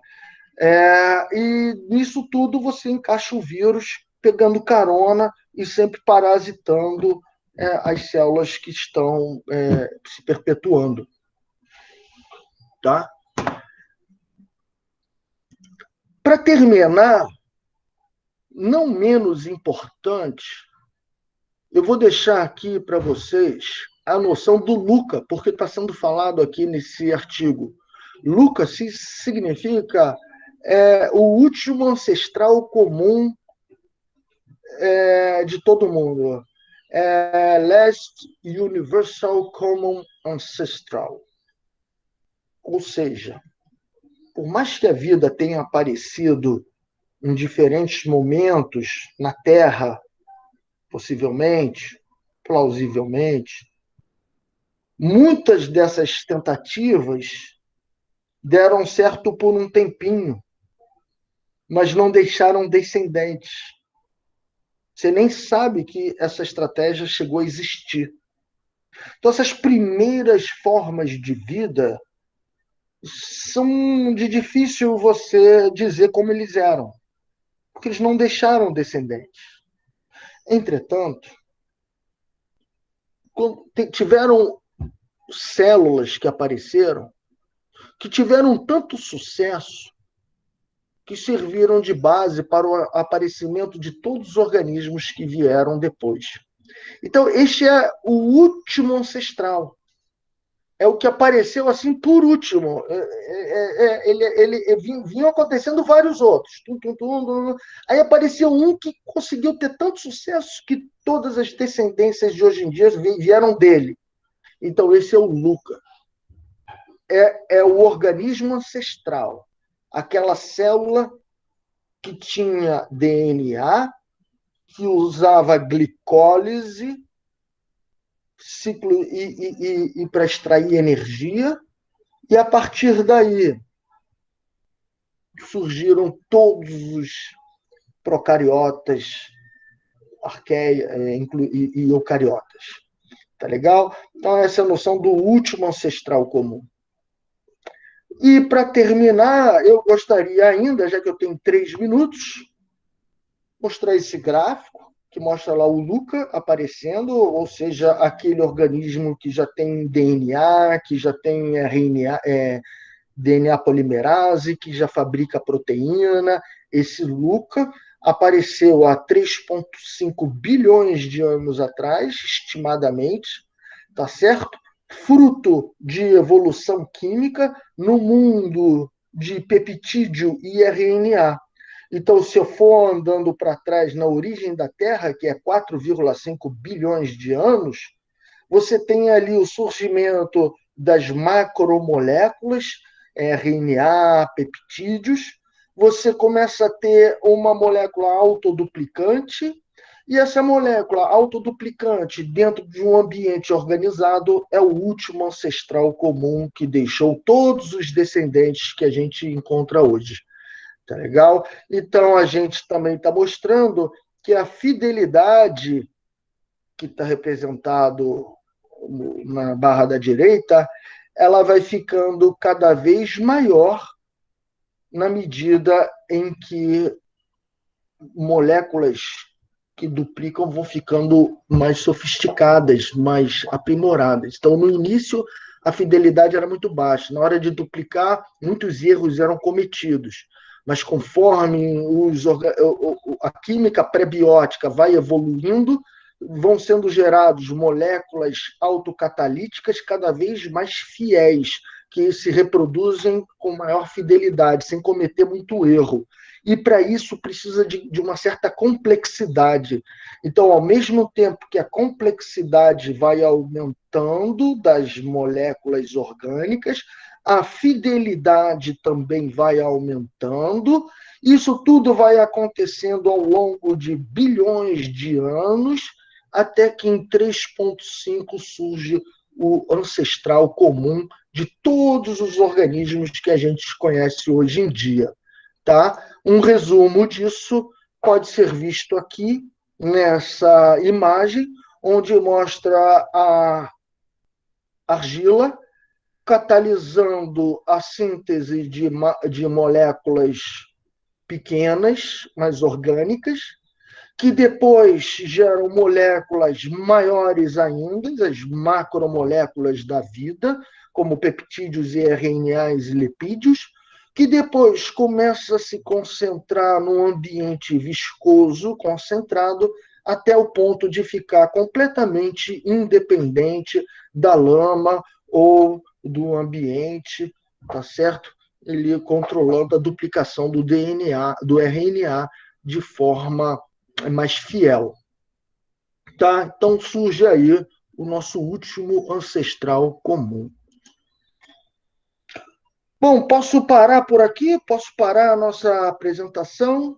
Tá? Eu vou ver aí, se precisar eu projeto novamente. Professor, o senhor recomenda a leitura dos ensaios do físico Marcelo Gleisler para fins de estudo complementar do conteúdo apresentado até aqui? Cara, desculpe a ignorância, mas eu nunca li nada do físico Marcelo Gleisler. Tá? Depois me diz aí o que ele fala, talvez possa enriquecer com conteúdo e com imagens, tá? Mais didáticas. Tá? Então, depois a gente conversa aí, você me ajuda aí, a gente vai aprimorando a disciplina. Professor, se possível, você pode colocar o artigo da química prebiótica no AVA? Qual o artigo? Tem tantos, eu apresentei tantos aqui, tá legal? Tem que saber qual exatamente. Claro, pode me passar por e-mail, eu passo lá e mando o PDF se eu tiver, tá? Senão eu mando só a bibliografia. O de 2020. Faz o seguinte, olha, eu vou projetar no YouTube, eu vou fazer um upload, tá? Aí você vê lá qual é a parte direitinho e me diz que eu mando para você, tá? Acho bem legal as pessoas lerem os artigos, tem uns artigos bem legais de revisão que contam uma historinha, porque artigo costuma ser focado num ponto, tá? Vai falar daquele ponto específico, mas tem outros artigos que são de revisão, faz um grande apanhado de tudo que se acredita até então, das evidências. Tá? Essa é a minha função. Pode pedir que eu mando. Bom, gente, para essa aula, o senhor recomenda como bibliografia o capítulo de algum livro? Não, eu sugiro ou o Aba Initium, do professor Franklin, mas eu acho que está muito incompleto, porque é um livro já muito antigo, não tem metade das coisas que tem aí, e as argumentações dele não consideram os novos artigos que chegaram agora, tá? De forma que eu não recomendaria para essa parte. Mas, ao mesmo tempo, eu uso muitos artigos, tá? Então, é difícil você ter um material atualizado desse assunto, porque, nossa, a cada 6 meses novo material é posto aqui, tá? Mas a base é essa aí. Então, através de artigos, eu acho que é o melhor, tá legal? Se não, através da aula. Bom, se alguém tiver aí, eu agradeço a dica, tá? De um bom material. Que não seja artigo, que seja em português, né? O problema dos artigos é que é em inglês. Mas a vantagem é que hoje em dia tem o Google Tradutor, tu bota lá, vem tudo direitinho, tá? Então, não é nem mais um problema hoje em dia a língua inglesa.